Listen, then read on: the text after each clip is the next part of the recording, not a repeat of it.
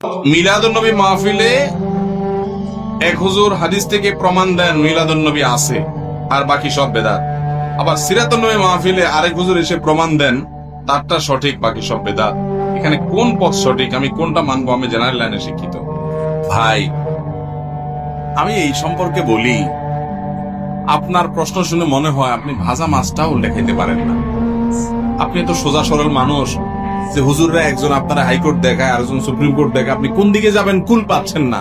আপনি জেনারেল শিক্ষিত মানুষ, আপনি কোরআন হাদিস সম্পর্কে আপনার ধারণা নেই। হুজুররা আপনারা একজনে একদিক বলে, এই জন্য আপনি এখন দিশেহারা, আপনি বিরক্ত, আপনার মেজাজ গরম। হুজুররা এত রকম কথা বলে কেন? বাহ, এটা আল্লাহরে যা বলিয়েন কিয়ামতের দিন, আল্লাহ আমার কি দোষ? এই মৌলবীরা একটা একটা একদিকে টানছে, আমি কোন দিক যাব? মায়ের একটাও নিচে হবে না। আল্লাহ বলবে দুনিয়ার সব ঠিকই বুঝছো, শুধু ইসলামটার বেলা আসলে হুজুরদের দৌড় দিয়া বলছে হ্যাঁ হুজুররা একটা বলে আমি কোনটা করবো? ভাইরা আমার, এক এক হুজুর এক একটা বলবে, এটা স্বাভাবিক, এটা অস্বাভাবিক না। নবী করিম সাল্লাল্লাহু আলাইহি ওয়াসাল্লাম বলে গেছেন, ফাইন্নাহু মান ইয়াইশ মিনকুম বাদি ফাসায়ারা ইখতিলাফান কাসীরা। আমার পরে যারা পৃথিবীতে বেঁচে থাকবা তোমরা দেখবা নানান মত, এক এক হুজুর এক একটা বলে, এরকম অনেক কিছু দেখবা তোমরা। ওই সময় আমরা কি করব? নবীজি বলে গেছেন না জান নাই? তিনি বলে গেছেন ফালাইকুম বিসুন্নতি, তোমরা দেখবা আমি কি করছি, রাসূল সাল্লাল্লাহু আলাইহি ওয়াসাল্লাম কি করছে। কোন হুজুর কি বলে দেখো, হুজুর কোরআন থেকে হাদিস থেকে রেফারেন্স দেয় কিনা, সম্ভব হলে মিলাও, বাংলা অনুবাদ হয়ে গেছে সব। এরপরে তুমি সেটা অনুযায়ী আমল করো। যদি আল্লাহ না করুক, ভুলও হয় তোমার, তাও আল্লাহ মাফ করে দিবেন। কিন্তু হুজুরের দোষ দিয়া পার পাওয়া, আমি প্রায় সময় বলার চেষ্টা করি ভাই একটা এক্সাম্পল দিয়া। আচ্ছা, এই যে আপনারা তেল খান, সয়াবিন তেল, বিভিন্ন ব্র্যান্ডের তেল আছে না? তীর আছে, রূপচান্দা আছে, বসুন্ধরা আছে, ফ্রেশ আছে, হ্যাঁ পুষ্টি আছে, আর অনেকগুলো আছে না? কোনটা খাঁটি বলেন?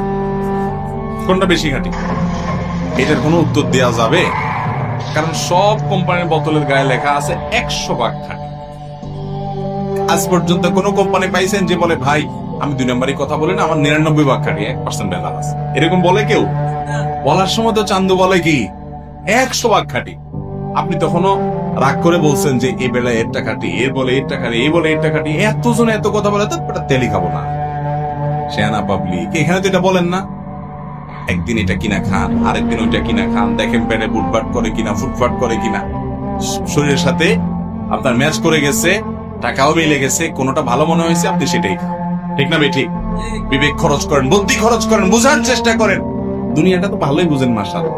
শুধু আখিরাতের বেলা আসলে, ইসলামের বেলা আসলে শুধু হুজুরদের গায়ের সব দোষ দিয়ে আপনি ফেরেশতা হয়ে যান। আমরা কোন দিকটা? আল্লাহ আপনাকে আকল বিবেক দিছে না, দেয় নাই? 7 সমুদ্র 13 নদী পার হইয়া নামটাও লিখতে পারে না, 1 2 3ও চিনে না, এই লোক সৌদি আরব চলে গেছে। আছে না নাই?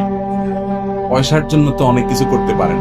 ইসলাম বুঝার জন্য কয় হুজুরের কাছে গেছেন, কয়টা কিতাব খুলছেন, কয়টা কোরআন খুলছেন, হুজুরের কাছ থেকে দলিল খুঁজছেন, ভালো করে 10 হুজুরের কথা শুনে কোনটা সঠিক মনে হয়, কোনটা নবীজির সাথে মিলে, কোরআনের সাথে মিলে, এটা একটু যাচাই করার চেষ্টা করি, একটু চেক করার চেষ্টা করি, ক্রস চেক করার চেষ্টা করি কয় জায়গায় গেছে।